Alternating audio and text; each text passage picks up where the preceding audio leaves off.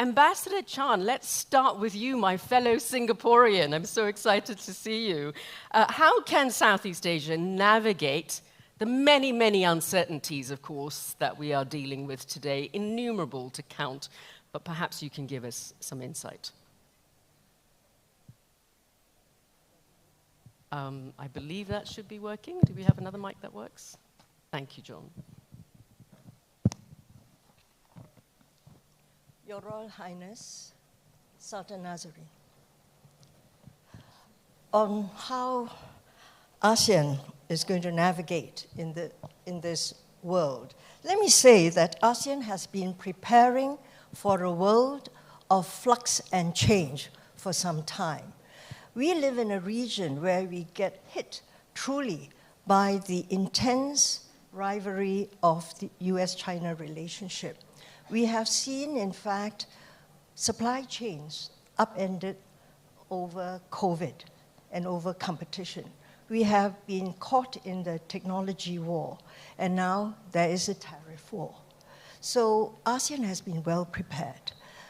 I would say our solution is diversification. Diversification is the name of the game. And ASEAN has been really quite adventurous, pathfinding in reaching out to unconventional trade partners, non-traditional trade partners. Vietnam and Singapore signed up with the EU for a free trade agreement. And now Indonesia, Malaysia, and Thailand are negotiating trade agreements as well. And Indonesia is negotiating a free trade agreement, or rather an agreement with the Eurasia Economic Union, made up of Armenia, Belarus, Kazakhstan, Kyrgyzstan, and Russia, and there are other observers. So this is really rather unusual. Then we go along upgrading our established trade agreements, and the China-ASEAN Free Trade Agreement 3.0 is being upgraded, and I think it will be signed. So we are diversifying. Singapore is signing trade agreements with Turkey and Mercosur. And UAE is a favored partner, and recently, favored partner of Malaysia and Indonesia. And recently, Malaysia, under its chairmanship of ASEAN, has brought together China, ASEAN, and GCC. So we are really talking of diversifying. Now, that's on the trade side. Let me just make one comment on the strategic side. We have the South China Sea, and there is the code of conduct, which we are negotiating with China. And we're still working at it. It's not easy, but we hope to get some resolution. And we hope all sides, given the current situation, the difficulties in the international environment, the geopolitics, will have a little give from each and come to some conclusion. But that's what we are working on. Thank you, Ambassador Chan. Truly well said. It is all about safeguarding regional cohesion, which you talked about, multilateralism, still very much on the agenda, free trade. Now, Jon, next, you know Southeast Asia tremendously well. We know it is at the center of this really dynamic change. We've got shifting demographics, got rising demand from everything from tourism to renewable energy. So from your perspective as a business leader, and of course as a diplomat as well, where do you see the region's greatest opportunities, but where are also some of its risks? You know, it's such a magical, important moment in ASEAN. And here we are staring down the 60th anniversary of ASEAN as an organization. It's almost unimaginable to think that in the post-colonial period, 10 nation states could come together with such cohesion and focus. It's an impossible thought today, yet it's happened. And for an American who's been so privileged to see the rise in evolution and development of ASEAN, there's no other comparison in the world. Yet there are pockets of prosperity and problem solving and all of that, but there's not another ASEAN. So when you look at the opportunities and you think the continued growth, development, looking ahead, which ASEAN is famous for, it's always the next lap. What are the issues we have to solve going forward? The rest of the world doesn't do that. I don't think you realize how rare that is. So from a business standpoint, how you assemble rules of the road, which is really a joint effort between public and private sectors. No one else is doing that. So rules around digital trade, around digital commerce, around B2B, around protection of intellectual property. The list goes on and on and on. Where are those answers going to come from that will guide the greatest leap in economic history the world has ever seen, which is right on our doorstep? Yeah. They're going to come from here. Yeah. And that's why I think it's such an exciting moment. We sit here, the fourth largest economy in the world by 2030. It's astonishing. Yeah. So I would just end by saying the greatest risk is if ASEAN does nothing. If you don't bring your collective insights, power, cohesion, not everyone gets along in ASEAN. It's not built for everyone to get along. But there's respect one for another, notwithstanding different levels of economic development, different ethnicities, religions, different geographies, and you keep moving forward. So I think the world will increasingly, now that the world's become more regionalized, not globalized, but regionalized, I think the world's going to increasingly look to ASEAN to find solutions, to develop rules of the road. Don't let the world down. Yeah, we're not going to let the world down, are we? That's wonderful. And thank you about the rules of the road. That is also crucial. Now, move on to Your Excellency, Professor Mari Pangestu. Indonesia, of course, we know, has pursued bold reforms. We hear all about how Indonesia is going to have the world's largest or second largest middle class, as we heard earlier.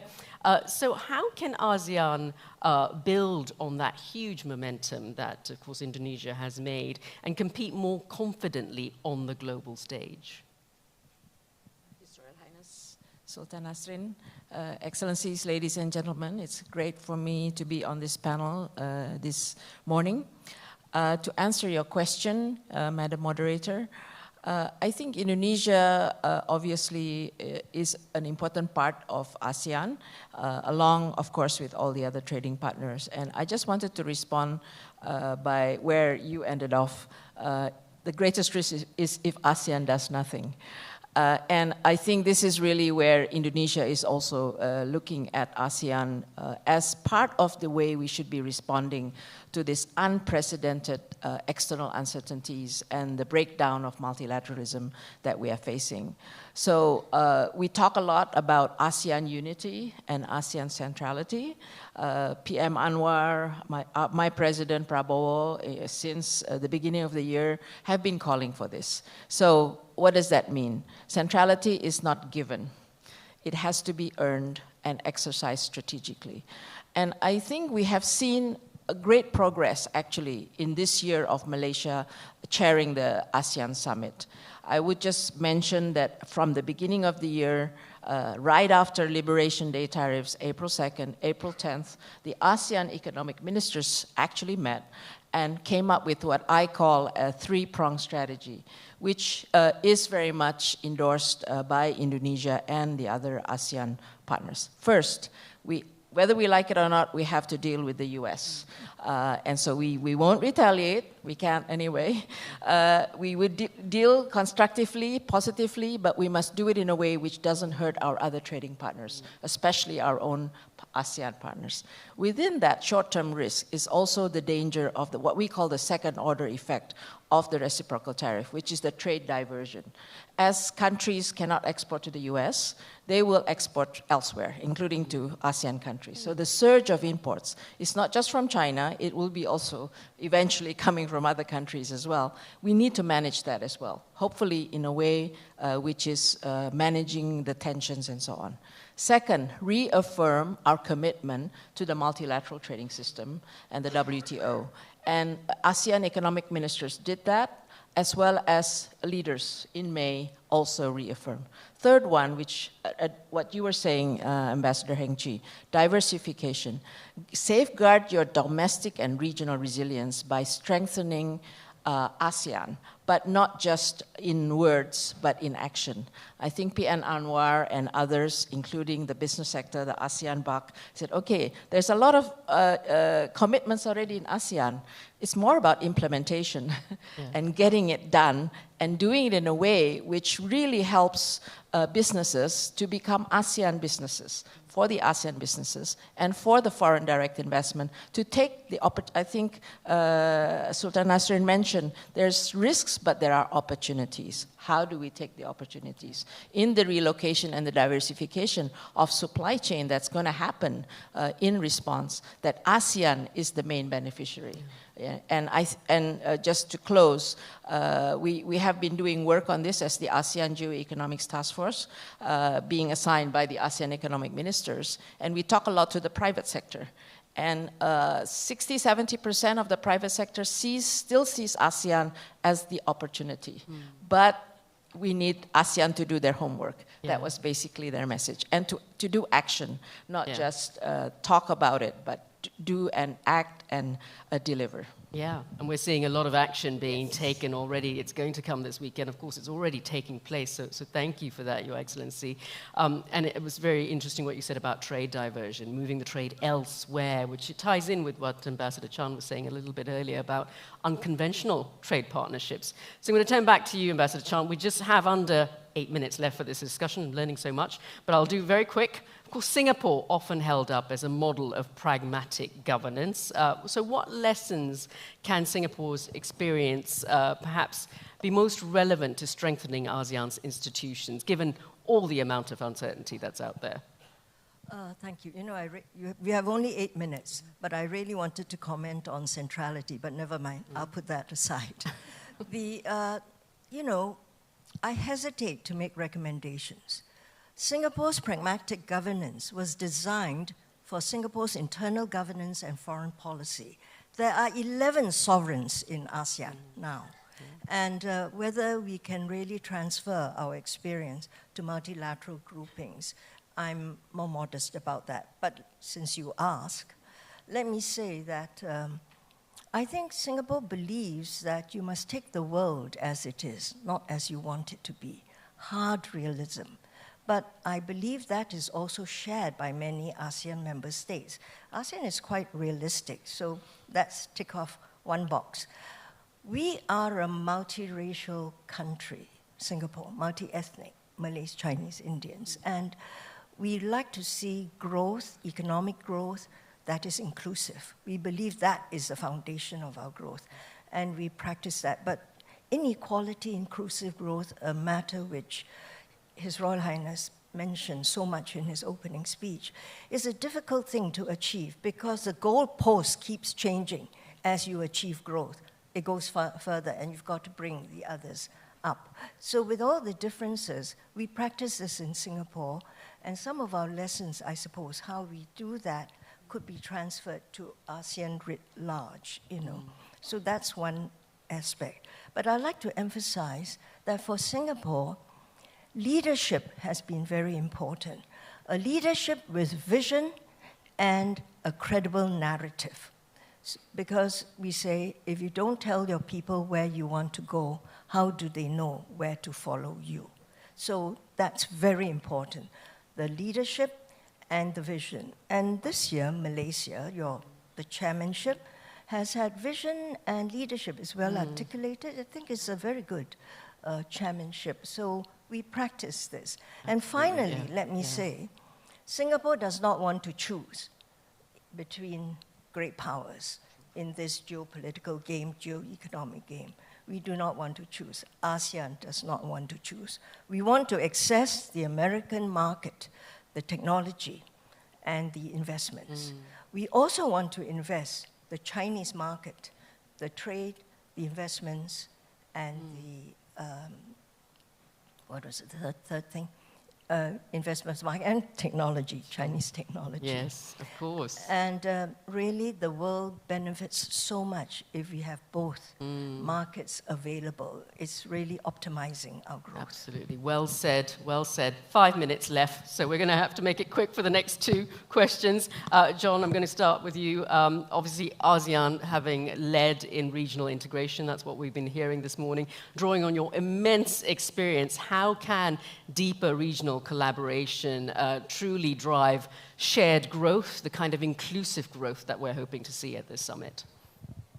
I think there's a real responsibility as technology progresses, as we become smarter, or maybe in some cases dumber. I don't know which it is. But technology is progressing, and as it does, we have to be very watchful about those who could fall victim of falling behind. Now, we heard some very important statistics this morning from His Highness on those who are underbanked and without digitization. And my fear is that unless we heal this as we go forward, the gap widens, and therefore prospects of global instability would become even more pronounced. So I think in ASEAN, we have a real opportunity to address inclusive growth by ways of greater rural digitization, looking at more secure environment for SMEs and small businesses. We forget that ASEAN is made up of MSMEs, micro, small, medium enterprise. It's 85% of employment, it's 50% of your GDP. So how's that going to happen, and where's it going to start? I would argue it starts here, and you can create models that the rest of the world can replicate. So in short, what is ASEAN? ASEAN is very much a tutorial for the rest of the world, and it's a very important moment for that to be animated and come to life. Brilliant. So we've got a lot to teach the rest of the world. Professor Pangestu, I'm going to end with your comment, which is truly driving on from what Jon just said, trying not to leave people behind. So we know that the ASEAN growth story is truly compelling, but how can we be totally sure that we're not going to leave women, workers, those MSMEs that Jon just mentioned, those small businesses, how do we ensure we don't leave them behind, that they can share meaningfully into this growth story that we've been talking about? Yes, thank you for that question, because obviously Malaysia's theme this year is resilient and inclusive ASEAN. I would add one more inclusiveness agenda there, which is the youth, because what we are seeing in Indonesia is that youth unemployment is, and in many other countries, is much higher, and they are better educated. So that's the other component, and we all know about the Gen Z Gen Z effect, right? And we just experienced this about 2 months ago, right? So it is actually about job creation, decent job creation. We have job creation, but a lot of it is being created in the informal sector, low-paying informal sector, and a lot of that also women. So how do we address that? Of course, there's the growth answer, investments, growth, creating of decent jobs, digitalization, green growth. But I would just look at a few other aspects besides digital. One is the women participation in the labor force question. Indonesia has been stagnant at 53%, which is much lower than the world average of 60%. Why?